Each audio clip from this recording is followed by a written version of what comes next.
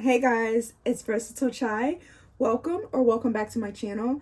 Today I'm going to talk to you guys about my recent trip. I went on a 3-day, 2-night cruise with Margaritaville at Sea. Let's just say that trip wasn't it, okay? I was very disappointed with the cruise line. I was very disappointed with the entire trip. And of course, there was a slew of events that took place after. But I was not happy with that cruise line. The reason why I'm even sharing it is because one, I'm a travel agent, and two, I like to make sure that, I'm able to do site tours and actually see things before I'm able to send my clients there. So needless to say, I won't send my clients there, but I'm just going to tell you guys the rundown of why I was disappointed with it. If you're considering traveling or going to that cruise line, at least you'll get some insight.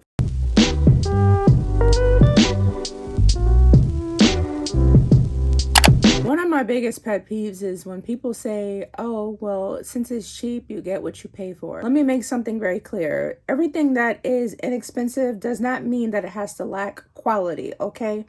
And that cruise has lack of all around it. I ended up prepaying for packages in advance. So I had bought a drink alcoholic package, and then I also prepaid for Wi-Fi. The trip was just like, it was boring.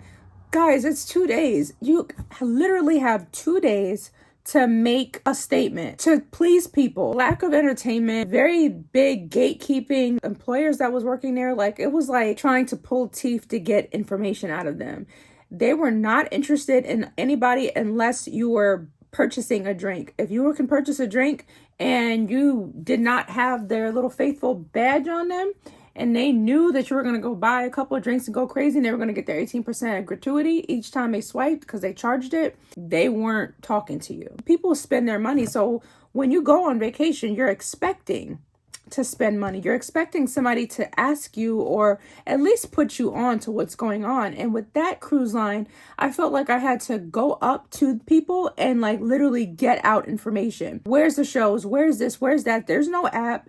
And on their deck 5 on their boat, that was the only intercom place where they actually held the events. There was a guy that would announce the stuff over the microphone, but it all depends on where you were on the ship, because sometimes you couldn't hear it. It protruded more in the hallway areas if you were walking around, but definitely not in the cabins if you were in your cabin. So there will be times that I would retire to my cabin, I didn't hear. So then when I go ask, it was like, are you serious? Why are you asking us this? And I'm like, the food was decent. I'm not going to say that it was disgusting because it was decent. And I think the people that were serving the food was probably the best part of the cruise line, because they made sure that if you didn't like it, they took it back. They brought you out something else. There wasn't many options for the boat. With it having 14 decks though, it was only maybe 2 places that you can eat. No, 3. So you had the Fin, and then you have, I think it was some type of steakhouse they called it. So it was supposed to be a step up from the Fin, and it was literally across the way. And then they had a pizza shop that had snacks that would stay open till 2, because upstairs after their alleged show, which was only one night, because I only seen a comedian come for the one night. He did a PG-13 show, and then he did an adult show, and then he was gone. He didn't perform the next day. And I guess you probably don't book a comedian for multiple nights, but Funny Bone and other comedy clubs do. So I just thought it was weird that he was on the cruise and he only did the one night and there was no other entertainment. I guess if you're a person that likes Jimmy Buffett, because I haven't seen him, I didn't know if he was on the boat or not. That's just how outlandish it was. But apparently people go on those cruises just to see him. So if you're a fan of him or whoever that is, then it might be worth it. But other than that, no, I wouldn't even send a retiree. They want to have fun too. We were playing cards. We were literally playing Phase 10 and Spades on the ship. You spend $800 on a ship for a couple days, you definitely don't want to be bored. Other cruisers, especially somebody out there that's probably cruised more than me, they're going to say, well, that's what cruise lines do.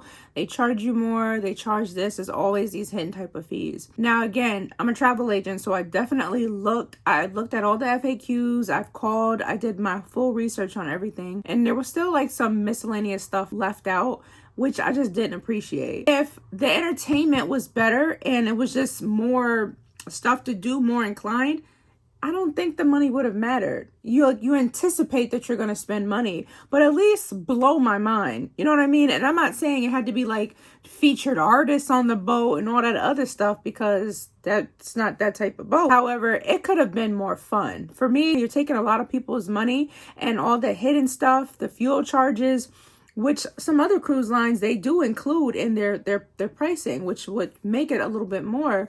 You're taking it on the back end pretty much when a person has already gotten on the ship, and it's just not worth it. It's not fun.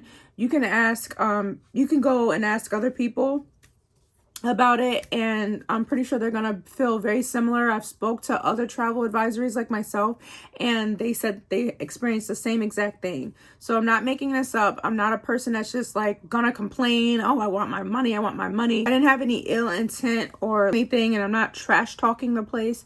It's just, it's not worth the money if you're wanting to have a good time.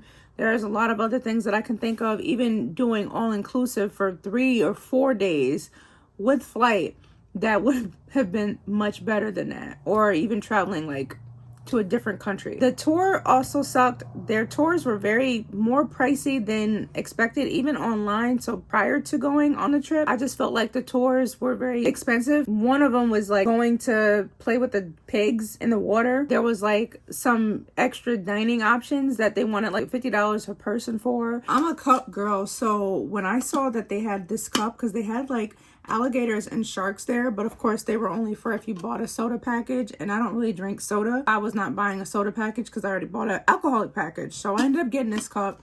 And of course I was wearing my band, but they kind of slipped in there and said, oh, you know, you buy your first drink, you get the cup for only $10. You fill the cup up, you get more drink and using this as opposed to using the other cups, with the drinks being $14. How they explained it, it was if you fill up half of this cup, $7. If you double it, it's $14.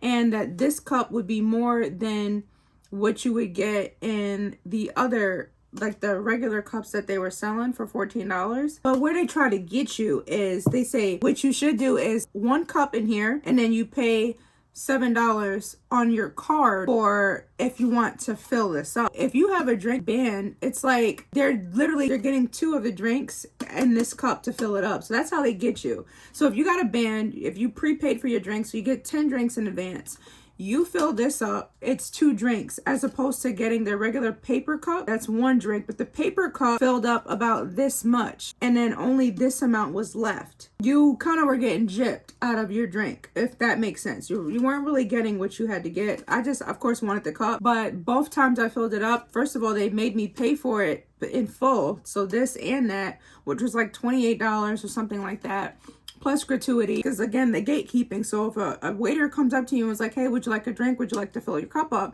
what they'll do is they'll fill it up half, like put $7, so 1 full cup in here, and then they'll charge you $7 on your room card plus gratuity, but you have a drink ban.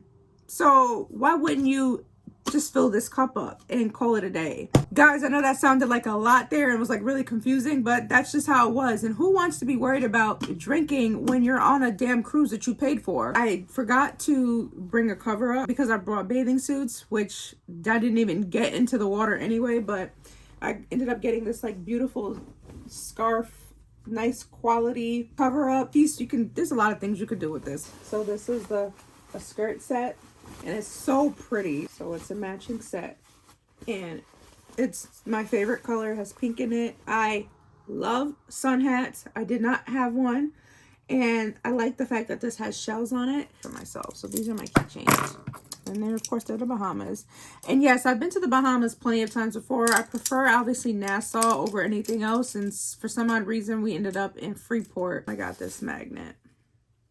Then I also got a seashell somewhere, and this soda, which is my favorite soda. Even though I don't drink a lot of soda, I like this soda because it's like not as carbonated as the Coca-Cola products here in America. Even though this says Coca-Cola Bahamas, it's not as carbonated. I wanted to at least see what the trip had to offer before I went, got all decked out and got all these extra stuff, and it just wasn't worth it. My tour guide was a Bahamian, one of those people that works for the country. They're looking for tourists to take them around and do stuff and of course make money. We all got in this like van area, and I do have videos of it. If you guys are not following me on TikTok or any other social media, that's where I have it posted, because I did them in like short video form. So we're on this tour bus and we're literally looking at Bahamas is guess known for their propane and gas and stuff. And literally this man drove us around to all these places that were burnt to the ground, like there was nothing left, and he was telling us the history about it. This is not what you want to see or do on vacation. I was literally falling asleep on the bus. However, with there being so many cons, there's always a couple of pros. He took us around to all the good spots where you can get food. So we had fried gosh, I think that's how you pronounce it,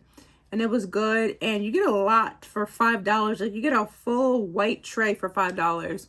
He also took us to get food and dessert, so it was some of the best food that you'll have, like the rice and beans, the macaroni and cheese, the curry chicken, barbecue chicken, the snapper.